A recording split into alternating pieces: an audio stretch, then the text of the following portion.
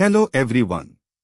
Welcome to part 5 and the final chapter of our Advanced AI Engineering series at SHR Trinity.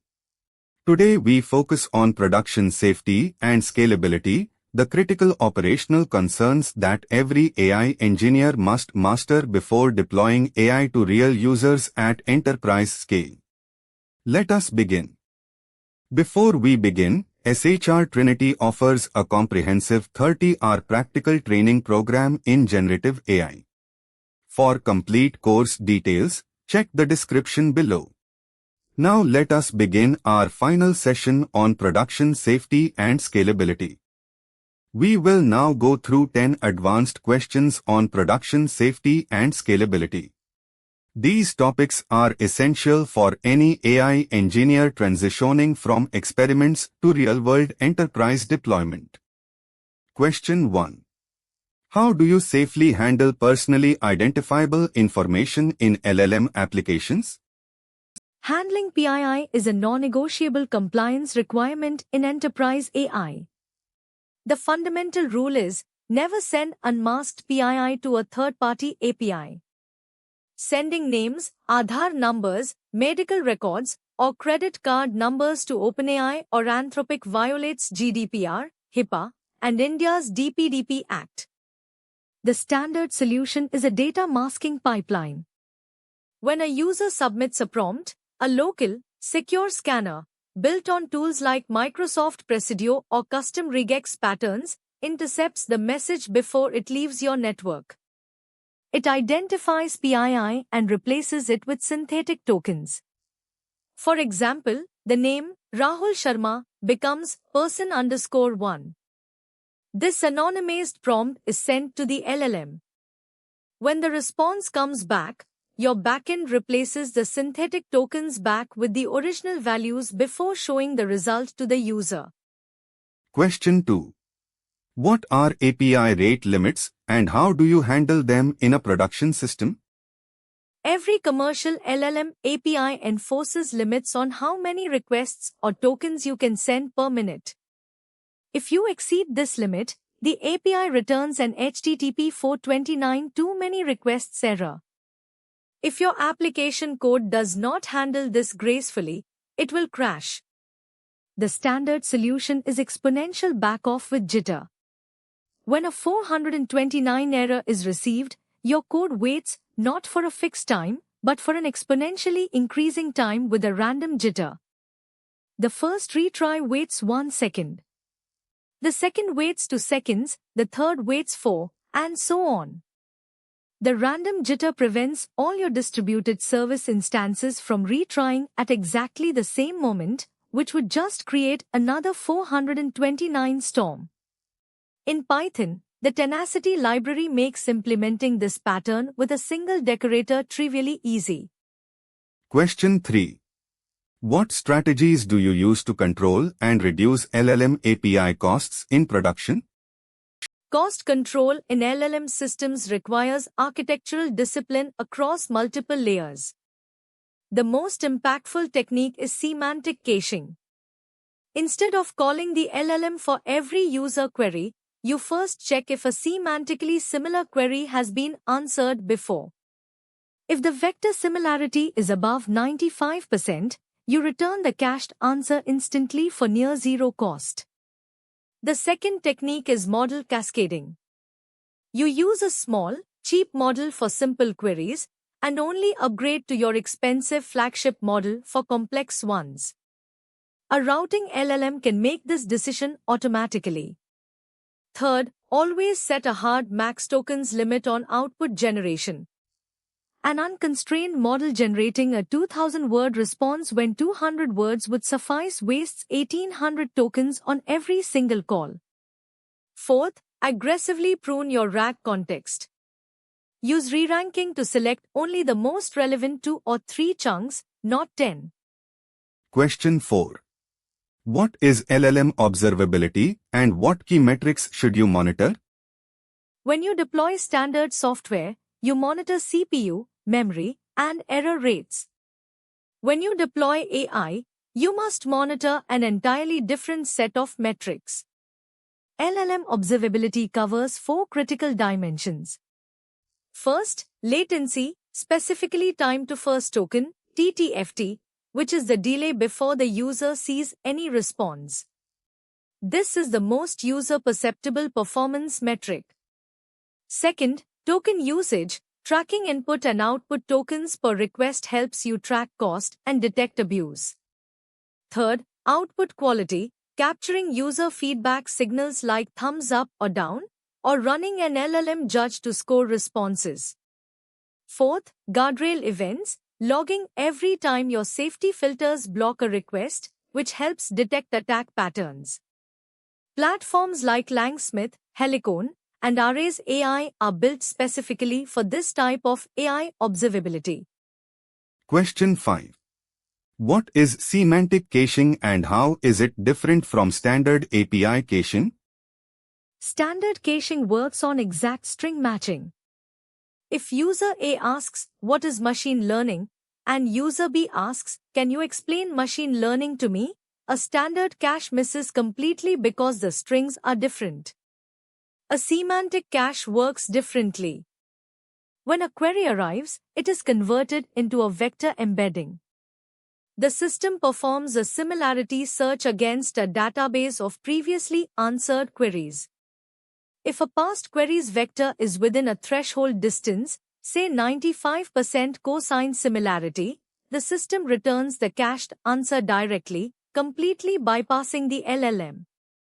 This dramatically increases cache hit rates, sometimes to 40 or 50% in FAQ-heavy applications, slashing API costs and reducing latency from seconds to milliseconds. Redis with a vector search module or a dedicated tool like GPT-Cache are commonly used implementations. Question 6. What is time to first token and why is it critical for user experience? Time to first token, abbreviated TTFT, is the time in milliseconds between the user pressing submit and the very first character appearing on their screen. This is fundamentally different from total generation time. Research on user experience shows that humans are highly tolerant of slow total generation as long as something starts appearing immediately. A user will happily wait 30 seconds for a long response if the first word appears within 200 milliseconds. But if nothing appears for 5 seconds, they assume the application is broken and refresh the page. To optimize TTFT, you must use streaming APIs.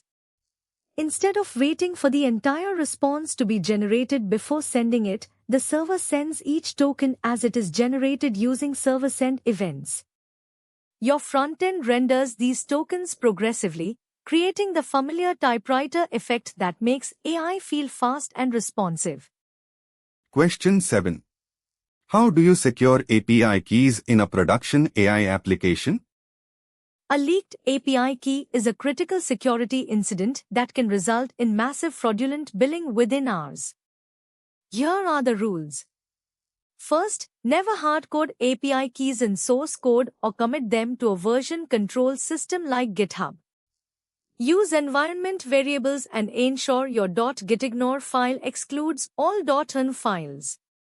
In production, use an Enterprise Secret Manager, AWS Secrets Manager, HashiCorp Vault, or Azure Key Vault. Second, and this is the most commonly violated rule, never make calls to OpenAI, Anthropic, or any LLM API directly from your front-end JavaScript or mobile app code. If you do, the API key is visible to anyone who inspects the network traffic. All LLM API calls must be routed through your secure backend server. The frontend calls your backend calls the LLM. Third, always set hard billing limits in your API provider's dashboard. Question 8. What is fallback routing and why is it critical for enterprise uptime? Enterprise applications cannot afford downtime because a single third-party AI provider is having an outage. Fallback routing is the pattern that ensures high availability. You configure your application through an AI proxy layer, tools like LiteLLM or custom middleware. When your primary provider, say OpenAI, returns a 500 server error or times out, the proxy automatically and instantly routes the exact same request to a secondary provider, like Anthropic Claude or Microsoft Azure OpenAI. If both cloud providers are down, which is extremely rare, the system falls back to a self-hosted open-source model like Llama 3 running on your own infrastructure. This multi-tier redundancy guarantees your service maintains uptime even during major cloud provider outages. Never build enterprise AI with a single provider dependency. Question 9. How do you implement a monitoring system to detect hallucinations in production? A production hallucination monitoring system has 3 layers. The first layer is real-time blocking. Every LLM response is passed through a fast groundedness checker before being shown to the user. This checker, either a fine-tuned classifier or a secondary LLM, scores whether the response is supported by the source documents. If the score drops below a threshold, the response is blocked and replaced with a fallback message. The second layer is a synchronous evaluation. Every prompt-response pair is logged to a database. A background evaluation job, running every few hours, uses RAGAs or a custom LLM judge to score every response for faithfulness. The third layer is alerting. If the hallucination rate for a specific query type suddenly spikes, suggesting a new attack vector or a model regression, your monitoring dashboard sends an alert to the engineering team immediately. Question 10. What is the shift-left philosophy in AI security and how do you implement it? Shift-left is a software engineering philosophy meaning you move quality and security testing to the earliest possible stage in the development life cycle, shifting it to the left on the project timeline. In traditional software, security testing often happens right before release. In AI systems, this means your team builds the entire chatbot, and only then does a red team try to break it. Shift left in AI means you automate security testing within your CI/CD pipeline. You build a comprehensive test suite containing hundreds of known prompt injections, jailbreak attempts, and edge cases.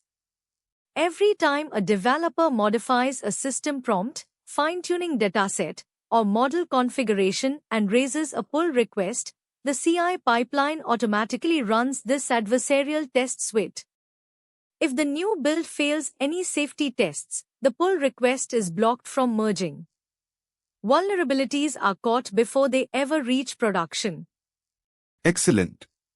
You have completed the full Advanced AI Engineering series by SHR Trinity. We have covered hallucinations, prompting versus fine-tuning, guardrails, autonomous agents, and production safety. Please like, share, and subscribe to SHR Trinity for more advanced technical content. Thank you so much for watching. See you in the next series.